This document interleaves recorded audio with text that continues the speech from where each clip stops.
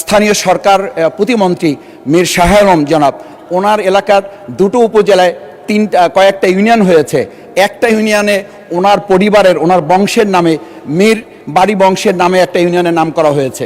ওনার দুই সন্তানের নামে, দিগন্ত এবং সীমান্ত, দুই সন্তানের নামে দুইটা ইউনিয়নের নাম করা হয়েছে। এখানে আমরা লক্ষ্য করি আমাদের যে দুর্নীতি দমন কমিশন, এই কমিশনের যে স্বাধীনতা নিশ্চিতকরণ, এ বিষয়ে আসলে আমরা হতাশ। কারণ দীর্ঘদিন থেকে আমরা লক্ষ্য করছি এখানে স্বাধীনতা বলে তাদের কিছু থাকে না, একটা প্রভাব তাদের উপরে বিস্তার করে। চেয়ারম্যান ও কমিশনার নিয়োগ স্বচ্ছ অংশগ্রহণমূলক যে সার্চ কমিটি করার কথা, সেটিও আমরা লক্ষ্য করি না, বরং পছন্দ আলোকে আমাদের চিন্তা, দৃষ্টিভঙ্গি এবং একটা আদর্শকে সামনে রেখে সেখানে তাদেরকে দেওয়া হয়। তদন্ত এবং মামলা পরিচালনার রাজনৈতিক, প্রশাসনিক অন্য কোনো প্রভাবমুক্ত পরিবেশ নিশ্চিত হয় না। সঙ্গত কারণে কমিশনারদের যে জবাবদিহিতা, সেটিও আমরা লক্ষ্য করি না।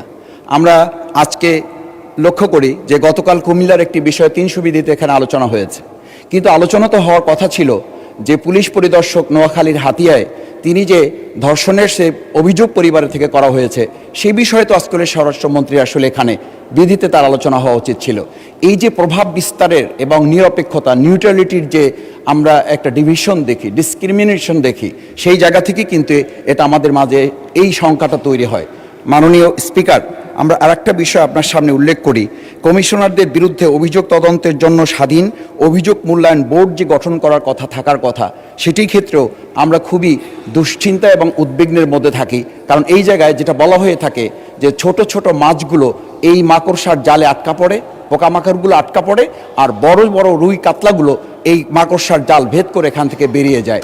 সঙ্গত কারণে এই দুর্নীতি দমন কমিশনকে একটা নখ দন্তহীন বাঘ হিসাবে তুলনা করা হয়। মাননীয় স্পিকার, আর একটা বিষয় বলি, সেটা হচ্ছে এই দুর্নীতি দমন কমিশনে যারা এখানে ভূমিকা পালন করেন, ডিজিটাল ফরেন্সিক, সাইবার অপরাধ, অর্থ পাচার, বিশেষ করে এই যে 18 লক্ষ কোটি টাকা পাচার হয়েছে, এই পাচার রোধে বা এই পাচার করা টাকা ফিরিয়ে আনার ক্ষেত্রে তাদের সাথে আমি যতটুকু কথা বলার সুযোগ বিভিন্ন সময় হয়েছে, সরকারের সদিচ্ছার যে অভাব থাকে, সেই সদিচ্ছার অভাব থেকে এটা হয় না। কোনো কোনো ক্ষেত্রে প্রভাব বিস্তারের একটা বিষয় আমরা লক্ষ্য করি। সেই জায়গায় আমি প্রস্তাব করছি উচ্চ পর্যায়ে দুর্নীতির বিরুদ্ধে সমান প্রয়োগ, যে সমান প্রয়োগটা আমাদের করার কথা, রাজনৈতিক ব্যক্তি, সরকারি কর্মকর্তা, ব্যবসায়ী, প্রভাবশালী যে কোনো ব্যক্তির বিরুদ্ধে, বিশেষ করে যদি মিডিয়ার সাথে সম্পৃক্ত কোনো প্রভাবশালী ব্যক্তি হন, তাহলে তার ধারের কাছেও যাওয়ার সুযোগ কখনো কখনো এই দুর্নীতি দমন কমিশনে যারা কাজ করেন তাদের হয় না। মাননীয় স্পিকার, আর একটা বিষয় আমরা এখানে উল্লেখ করি, সাক্ষী এবং তথ্যদাতাদের সুরক্ষা। এমনও হয় যারা এই বিষয়ে আমরা এই যে প্রভাব বিস্তারের বিষয়টি দেখি যে সাক্ষী এবং সুরক্ষা যারা দিবেন তাদের সুরক্ষাটা দেওয়া হয় না। সঙ্গত কারণে প্রভাব বিস্তার করার যে একটা বলয় আমরা লক্ষ্য করি। আজকে আমরা এটা দেখছি, আমাদের মাননীয় স্থানীয় সরকার প্রতিমন্ত্রী মীর শাহ আলম জনাব, ওনার এলাকার দুটো উপজেলায় কয়েকটা ইউনিয়ন হয়েছে। একটা ইউনিয়নে ওনার পরিবারের, ওনার বংশের নামে, মীর বাড়ি বংশের নামে একটা ইউনিয়নের নাম করা হয়েছে।